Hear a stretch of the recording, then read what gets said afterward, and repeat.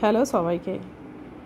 আজ আমি নিজেই বাজারে গেছিলাম, গিয়ে এনেছি কাটা রুই, এটা রুই কাটা, আর এনেছি 2 পিস বাটা।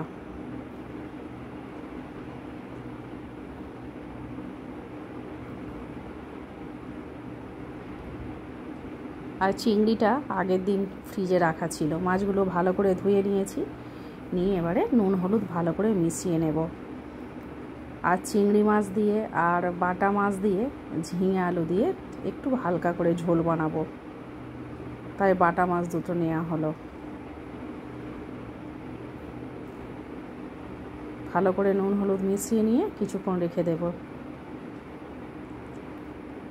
ঝিঙের পাতলা ঝোলটা বসিয়ে দিলাম, একটুখানি নুন হলুদ আর একটুখানি লঙ্কা গুঁড়ো দিয়ে ঝোলটা সিদ্ধ করে নিলাম। এবারে কড়াইতে তেল দিয়ে তেলটা গরম হওয়ার পরে বাটা মাছ দুটো ভেজে নিলাম।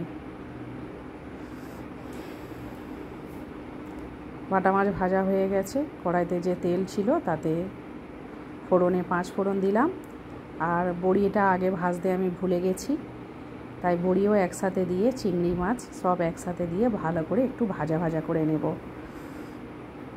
ভালো করে ভাজা ভাজা হয়ে গেছে। সিদ্ধ করা ঝোলটা ঢেলে দিয়েছি, আর করে রেখেছিলাম একটু ধনে আর জিরে একসাথে বাটা করে রেখেছিলাম, সেইটাই দিয়ে দিলাম। পাতলা করে করব, বেশি ঝাল মশলা দেব না, ওই জন্য একটু ধনে জিরে বাটা দিয়েই তরকারিটা বানিয়েছি। ঝোলটা রেডি হয়ে গেছে। এবারে ভাজা মাছ দুটো দিয়ে দেব। বাটা মাছ মেয়ে খেতে পারে না, কাঁটা বলে, তাই মেয়ের জন্য চিংড়ি মাছ কটাই দিয়েছিলাম। আর যে রুই কাটাটা এনেছিলাম বানাবো রুই পোস্ত। কড়াইতে তেল দিয়েছি, দিয়ে তেলটা ভালো করে গরম হওয়ার পরে মাছগুলো লাল লাল করে ভেজে তুলে নেব। রুই পোস্তটা খেতে ভালো লাগে, অনেক দিন বানানো হয় না, আজ তাই একটু মনে হলো যে রুই পোস্ত বানানো হোক।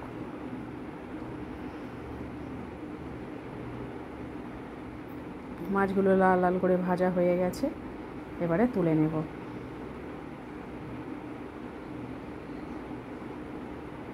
কড়াইতে যে তেলটা ছিল তাতে দিয়ে দিলাম কালো জিরে আর একটু পেঁয়াজ মিহি করে কেটে রেখেছিলাম, খুব পাতলা পাতলা করে। সে পেঁয়াজটা দিয়ে ভালো করে ভাজা করে নিলাম। নেওয়ার পরে দিয়ে দিলাম আদা রসুন আর কাঁচা লঙ্কা একসাথে বাটা।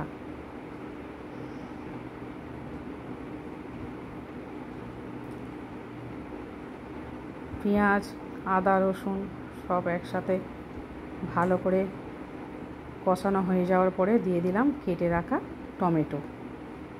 একটু নুন দিয়ে দিলাম যাতে টমেটোটা ভালো করে গলে যায়। আর এটা একটু পোস্ত বেটে রেখেছিলাম, সেই পোস্তটা দিয়ে এবারে সব মশলা একসাথে ভালো করে কষাবো যতক্ষণ না তেল ছাড়বে। মশলাটা ভালো করে কষেও গেছে, দিয়ে দিলাম পরিমাণ মতো জল। রুই পোস্তটা একদিন বাড়িতে বানাবেন, খুব সুন্দর খেতে হয়। কাজু বাদামও দিলে হতো পোস্ত যখন বেটেছিলাম, কিন্তু কাজু বাদাম আমার কাছে ছিল না। ঝালটা ফুটে যাওয়ার পরে মাছগুলো দিয়ে আর একটু ভালো করে ফুটিয়ে নেব। মাছগুলো ভালো করে ফুটে গেছে, এবারে মাছগুলো তুলে নেব।